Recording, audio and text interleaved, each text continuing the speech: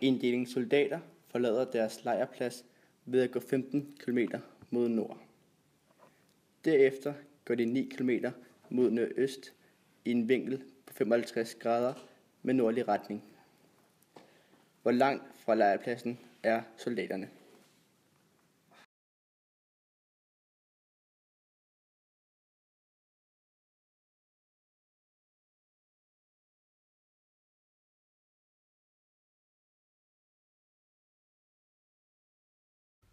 For at finde den her vinkel, skal vi bare tage 180. 180.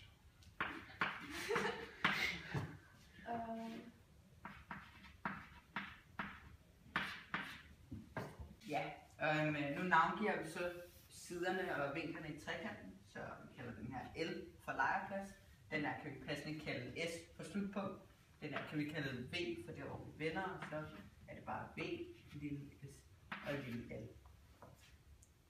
Nu hvor vi har navngivet vores trekant, kan vi jo hurtigt se i anden, altså den side vi skal finde, det er V.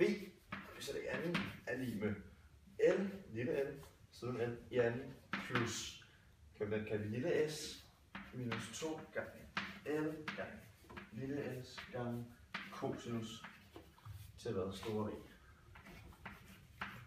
I anden. Den har jeg glemt igen. Hvad sker der over det? Sådan? Nå. Så vi så tallene her. Ja.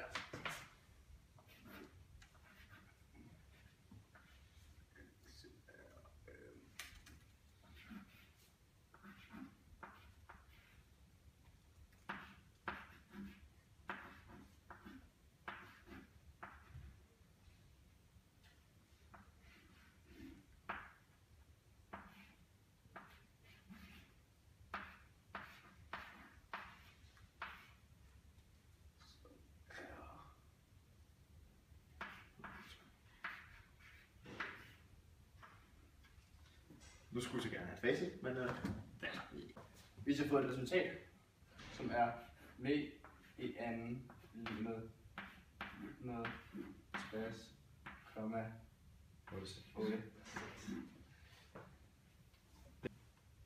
Men for at finde V, så tager vi så kvadratroden på begge sider. Kvadratroden af V i anden er bare V, altså lige kvadratroden af 460,86. Og det har vi så udregnet, og det giver så 21,46.